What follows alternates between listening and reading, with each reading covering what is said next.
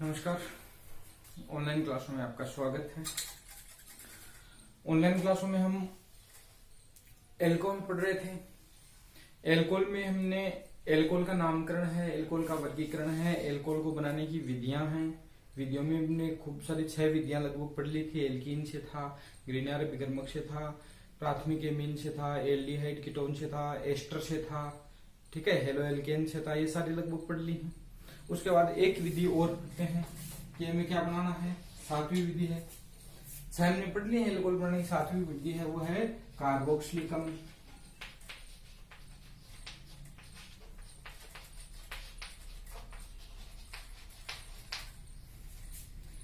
तथा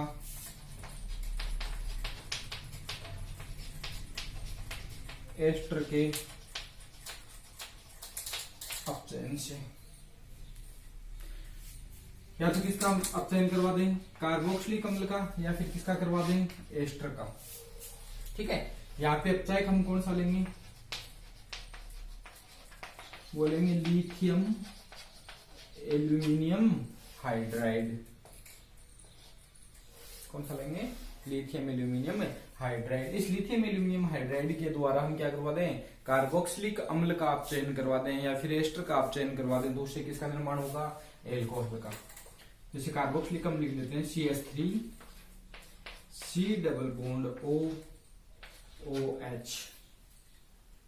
इसका हमें क्या करवाना है, अपचयन करवाना है।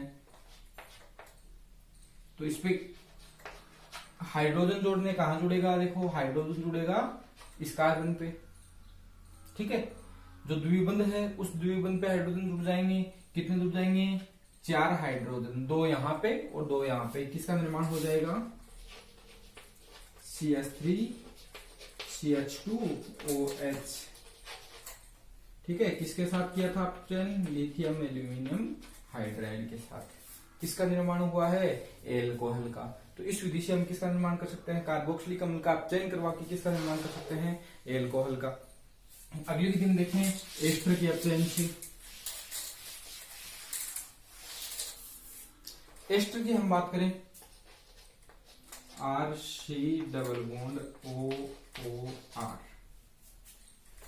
इसका हम क्या करवाएं, अपचयन करवाएं। तो यहां पे भी वही 4 हाइड्रोजन जुड़ेंगे। किसकी उपस्थिति में, लिथियम एल्यूमिनियम हाइड्राइड की उपस्थिति में किसका निर्माण हो जाएगा, RCH2OH प्लस ROH। किसका निर्माण हो रहा है, एल्कोहल का। तो ये है एल्कोहल को बनाने की विधियां। इन विधियों से हम किसका निर्माण कर सकते हैं, एल्कोहल का निर्माण कर सकते हैं। ठीक है, तो एल्कोहल का नामकरण है, परिभाषा है, वर्गीकरण है, बनाने की विधियां हैं, क्रियात्मक समूह की संरचना, ये सारे हमने पढ़ लिए हैं।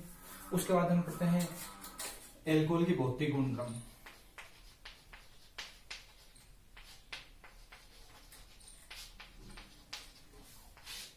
भौतिक गुण, सबसे पहले भौतिक गुणों में हम देखते हैं अवस्था। ठीक है, अवस्था की बात करें तो देखो अवस्थाएं मुख्यतः क्या होती हैं, 3 होती हैं, ठोस, द्रव और गैस। अब एल्कोहल की हम बात करें कि एल्कोहल है, इन तीनों में से कौन सी अवस्था में पाया जाता है, तो एल्कोहल होता है वाष्पशील द्रव।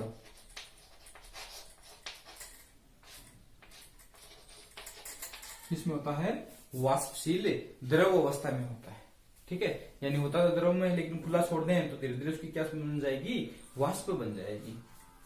ठीक है, और जैसे जैसे कार्बन की संख्या क्या होती जाती है, बढ़ती जाती है। जैसे जैसे क्या होगी, एल्कोहल में कार्बन की संख्या बढ़ती जाएगी, इसकी अवस्था अपने आप क्या होती जाएगी, चेंज होती जाएगी।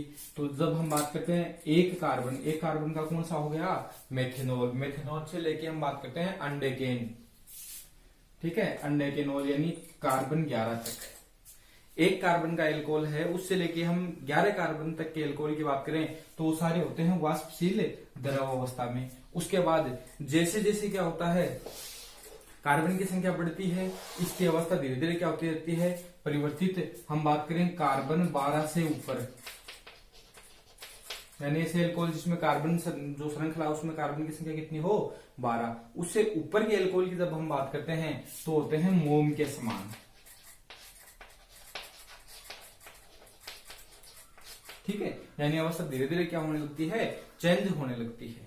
ठीक है, और जो द्रव है वो किसमें बदलने लगता है, गाढ़ा होता जाता है। ठीक है, और किसमें बदलने लगता है, ठोस अवस्था में। ये तो है इसका अवस्था की बात करें। रंग की हम बात करें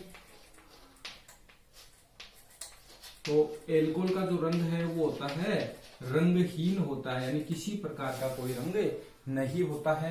गंध की हम बात करें तो गंध से लगभग वाकिफ है सब। हमने देखा होगा कि कई बार अब जो वर्तमान में कोविड जो 19 महामारी है उसमें जो हम हैंड सैनिटाइजर उपयोग करते हैं, ठीक है, कहीं ना कहीं आपने भी उपयोग किया होगा हैंड सैनिटाइजर जो है। ठीक है, उसमें जो गंध आती है वो कौन सी होती है, एल्कोहलिक गंध।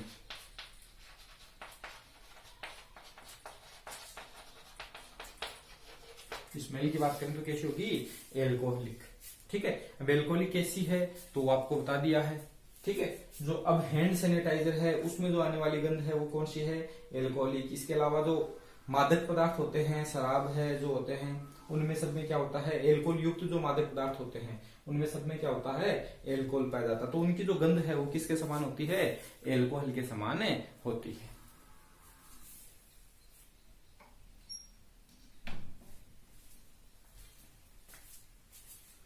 उसके बाद हम बात करते हैं विलेयता की। अवस्था होगी, रंग हो गया और गंध हो गई। अवस्था विलेयता की हम बात करें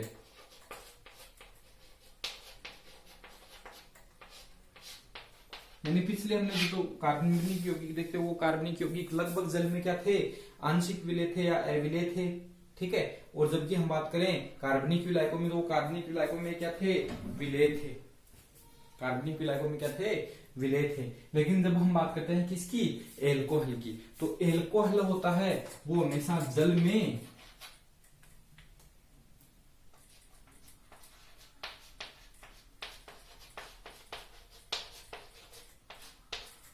एल्कोहल कैसा होगा, जल में विलेय होता है। ठीक है, यानी कार्बनिक यौगिक है फिर भी किस में विलेय है, जल में। तो उसका कारण क्या है, जल में विलेय क्यों है, क्योंकि एल्कोहल है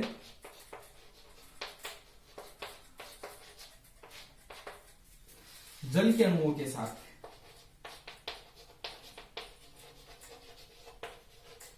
जल के अणुओं के साथ अंतराणुक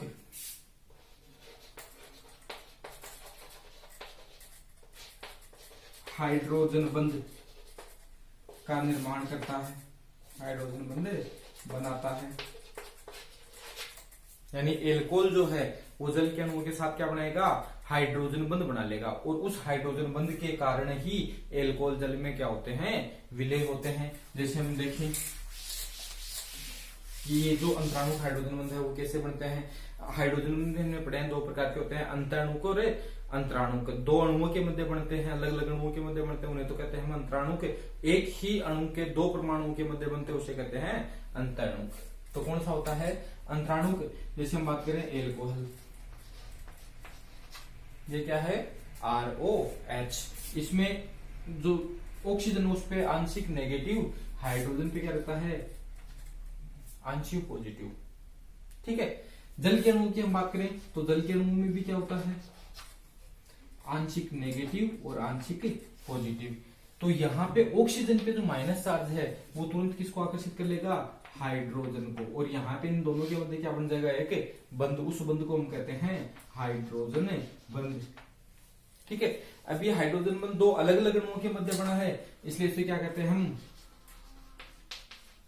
अंतराणविक हाइड्रोजन बंध। ठीक है, तो ये जो हाइड्रोजन है वो दूसरे एल्कोहल के अणु के साथ क्या बना लेगा।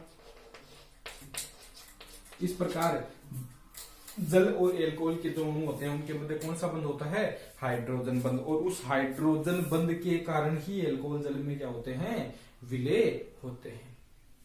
ठीक, अब इसकी विलेयता पर हम प्रभाव देखते हैं कि जैसे जैसे एल्कोहल में कार्बनिक श्रृंखला जो है, ये जो समूह है R, एल्किल समूह जो हाइड्रोकार्बन समूह है, उसका क्या प्रभाव पड़ता है।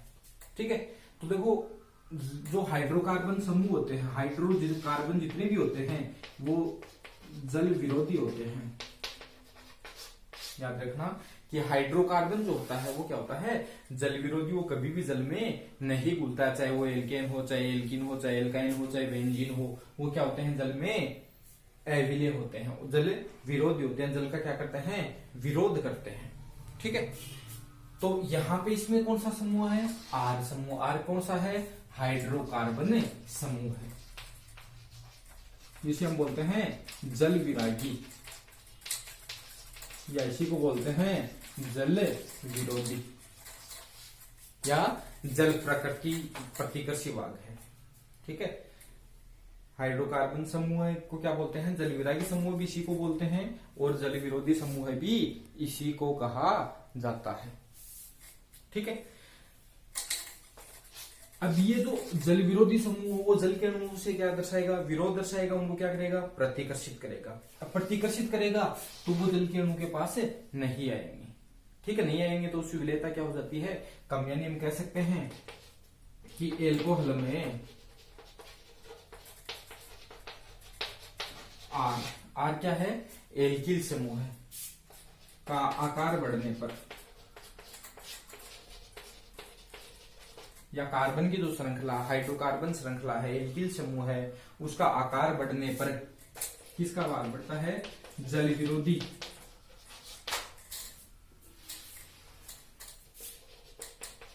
भाग बढ़ता है, जिससे विलेयता कम होती है। यानी हम कह सकते हैं कि एल्कोहल में जैसे जैसे एल्किल समूह है या हाइड्रोकार्बन समूह है, एल्कोहल में जैसे जैसे एल्किल समूह है या हाइड्रोकार्बन समूह का आकार क्या होता जाएगा, बढ़ता जाएगा, वैसे वैसे एल्कोहल का जो जल विरोधी भाग है, देखो ये जो भाग है जो जल के अणुओं के साथ एल्कोहल होता है ना, ROH, ये जो भाग है जो क्या करता है, जल के अणुओं के साथ हाइड्रोजन बंध बनाता है, इस भाग को तो हम कहते हैं जल आकर्षी या जल रागी। ठीक है, जो भाग जल का विरोध करता है, हाइड्रोकार्बन भाग, उसे हम क्या कहते हैं, जल विरागी या जल विरोधी भाग। ठीक है, तो जैसे जैसे क्या होता है, इस एल्किल समूह का आकार बड़ा होता जाएगा, वो जल के अणुओं को क्या करेगा, प्रतिकर्षित करेगा, तो विलेयता अपने आप क्या हो जाएगी, कम हो जाएगी। विलेयता क्या हो जाएगी, कम हो जाएगी। इस आधार के जैसे हम क्रम लिखें,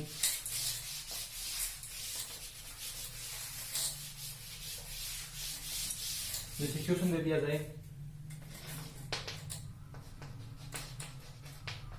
निम्न को जल में विलेयता के बढ़ते क्रम में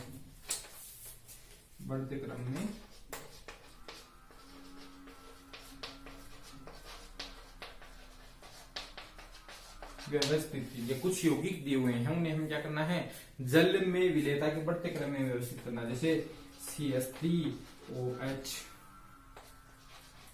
CH3, CH2OH, CH3, CH2, CH2OH, CH3, CH2, CH2, CH2OH। इसको हमने कह दिया कंपाउंड नंबर 1, यौगिक नंबर 1, इसको कह दिया 2, इसको कह दिया 3, इसको कह दिया 4। ये यौगिक है, इन्हें हमें क्या करना है, जल में विलेयता के क्रम में व्यवस्थित करना है कि कौन से यौगिक की जल में विलेयता सबसे ज्यादा होगी, कौन से की सबसे कम होगी, कौन से क्रम में करना है, बढ़ते क्रम में। ठीक है, और हमें अच्छी तरह से पता है कि एल्कोहल में जैसे जैसे एल्किल समूह का भाग या उसका आकार बढ़ता है, विलेयता हमेशा क्या होती है, कम। यहाँ पे एल्किल समूह सबसे छोटा है, कौन सा है, CH3, इसमें ज्यादा बड़ा है, इसमें और भी बड़ा है, और इसमें सबसे बड़ा है। और जैसे जैसे एल्किल समूह का आकार बढ़ेगा, विलेयता क्या होगी, कम। यानी जिसका आकार सबसे बड़ा एल्किल समूह होगा उसकी विलेयता सबसे कम, तो सबसे कम विलेयता किसकी है, इसकी, क्योंकि इसमें, तो ये हो जाएगा विलेयता का क्रम, विलेयता का क्रम क्या हो जाएगा, सबसे कम विलेय कौन सा है, 4 नंबर कंपाउंड। क्यों, क्योंकि एल्किल समूह का आकार सबसे बड़ा इसी में है। उसके बाद हम बात करें 3 नंबर, इसकी विलेयता क्या होती है, ज्यादा। 2 नंबर की उससे ज्यादा, और सबसे ज्यादा विलेय कौन सा होता है जल में, CH3OH मेथेनॉल। क्यों विलेय है, क्योंकि इसमें एल्किल समूह का आकार सबसे छोटा है, इसलिए जल विरोधी भाग उसका आकार छोटा होने के कारण ये जल में तुरंत क्या हो जाएगा, विलेय हो जाएगा। ठीक है, तो इस प्रकार से हम कर सकते हैं। और यदि इसी प्रकार दूसरा प्रश्न दे दिया जाए कि एक यौगिक है CH3 CH2 CH2 CH2 CH2OH,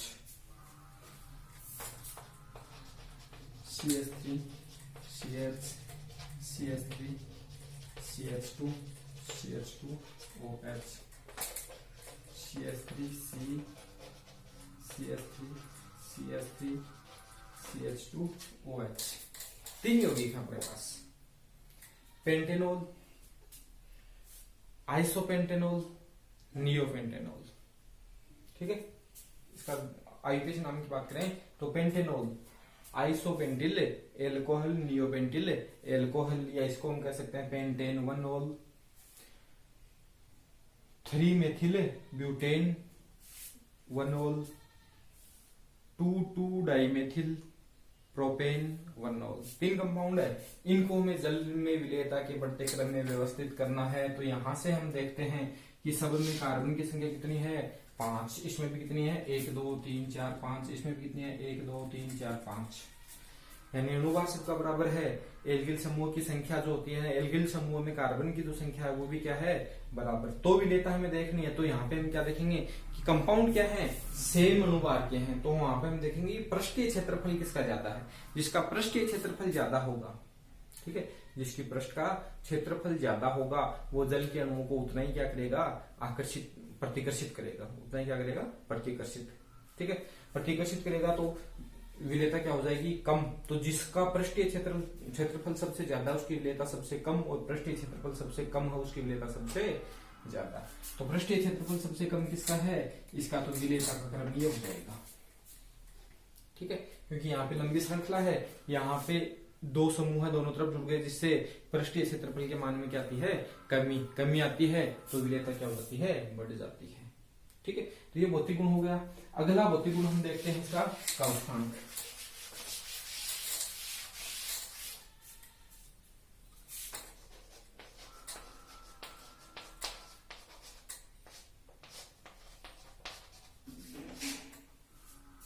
कवथनांक होता क्या है, वह तापीय बिंदु जिस पर कोई द्रव किसमें बदलता है, गैस अवस्था में परिवर्तित होता है, उस बिंदु को हम क्या कहते हैं, कवथनांक कहते हैं।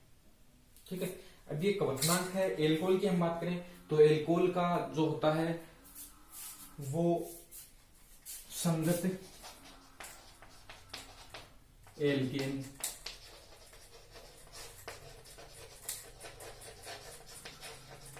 हेलो एल्केन, इसके अलावा ईथर, इन सब से क्या होता है, अधिक।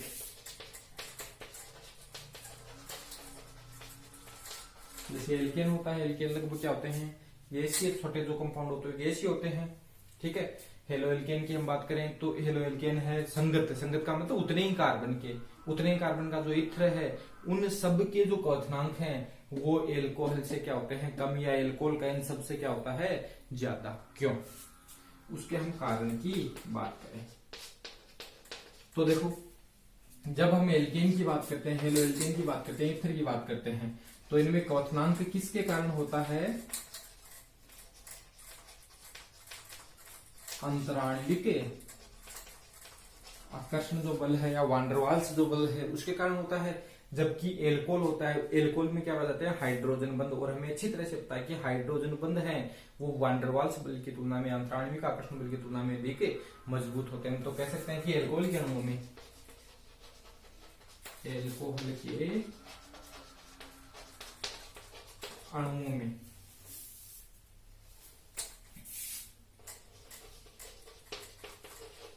अंतराणविक हाइड्रोजन बंध,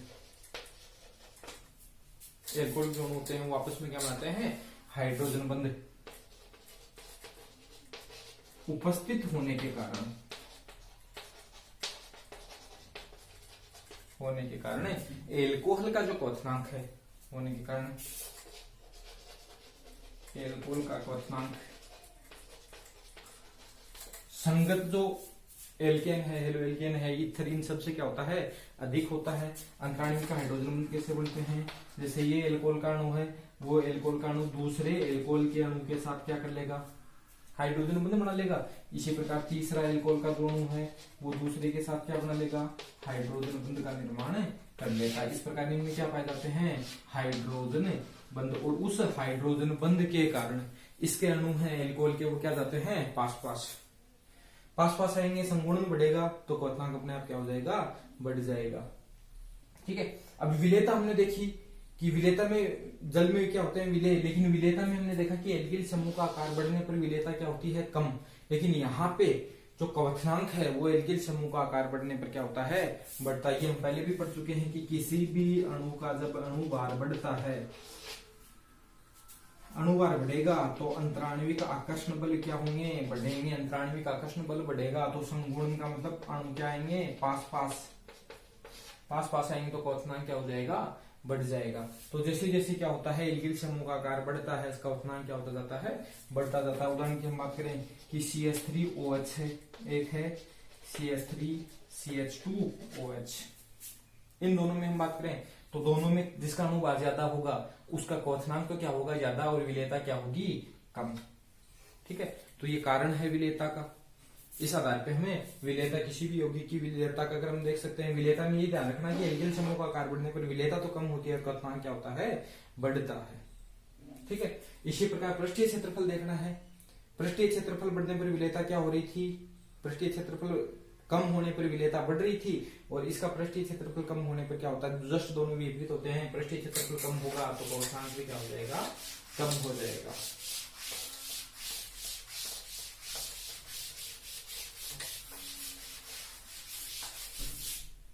ठीक है।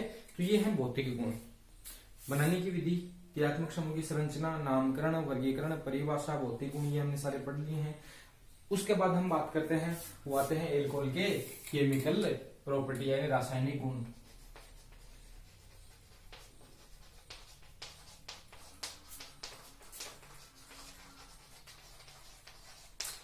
कि एल्कोहल है वो किस किस प्रकार की रासायनिक अभिक्रियाएं दर्शाता है। ठीक है। सबसे पहले हम बात करते हैं एल्कोहल क्या होता है, ROH। इस ROH में जो फंक्शनल ग्रुप है वो क्या है, हाइड्रोक्सिल समूह है। फंक्शनल ग्रुप क्या है, हाइड्रोक्सिल समूह है। और इसी समूह के कारण ये क्या करता है, अपने अधिकांश जो अभिक्रियाएं हैं वो दर्शाता है। ठीक है। तो ये होने के कारण एल्कोहल जो होता है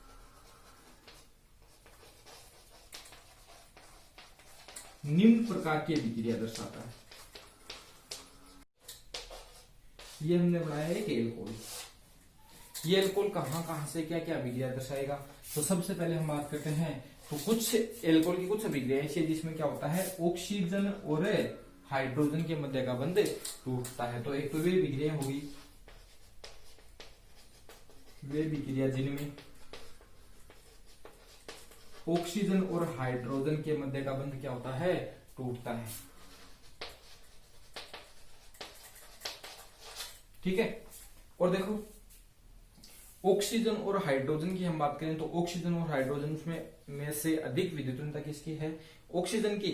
तो बंध के इलेक्ट्रॉनों को ये अपनी ओर ले लेगा, अपनी ओर ले लेगा तो क्या निकालेगा, H+। क्या निकालेगा, H+ निकालेगा, मतलब क्या दर्शाएगा, अम्लीयता। तो ये सारी जो विक्रियाएं होंगी वो होंगी इसकी अम्लीय प्रकृति की विक्रियाएं, अम्लीय प्रकृति की विक्रियाएं होंगी। ठीक है। और सब में क्या निकलेगा, H+। ठीक है। एक बंध ये टूट सकता है। दूसरे बंध की हम बात करें, यानी पहली विक्रिया, दूसरी जिसमें क्या हो, यहाँ पे जो R है, R का मतलब कार्बन है, कार्बन और ऑक्सीजन के मध्य का बंध टूटता है। तो दूसरी हो सकते हैं वे विक्रियाएं जिनमें कार्बन और ऑक्सीजन के मध्य का बंध टूटता, COH बंध टूटता है। ठीक है। किसके मध्य का बंध टूटेगा, सी और ओ। यहां से हम बात करें तो ऑक्सीजन की विद्युत क्षमता क्या होती है, ज्यादा, कार्बन की क्या होती है, कम। ये विक्रिया हमने सारी पढ़ ली है पहले। ये जितनी भी विक्रियाएं हैं वो लगभग विक्रियाएं हमने पढ़ ली हैं। जैसे PCl5 के साथ हेलो एल्केन बनाने की, एल्कोहल से हेलो एल्केन बनाने की जो विधि थी वो हमने पढ़ी थी, वो ये विक्रियाएं सारी की सारी। ठीक है, पीछे हम देख सकते हैं कि एल्कोहल से हेलो एल्केन हमने कैसे बनाया था, एल्किल हेलाइल, वो विधियां। तीसरी विधि, तीसरी जो विक्रिया है, दो विक्रियाएं होगी। तीसरी विक्रिया है कि ये जो सम्मिलित ROOH, तीसरी विक्रिया है कि जिसमें क्या हो, एल्किल तथा हाइड्रोक्सिल दोनों समूह की अभिक्रिया, दोनों की अभिक्रिया आ जाएंगी। ठीक है, कि कौन कौन सी विक्रियाएं, जैसे अपचयन है, ऑक्सीकरण है, वो विक्रिया दोनों ही दर्शाएंगे, वो विक्रियाएं होंगी। और चौथी विक्रिया ये तो लोन पेयर है,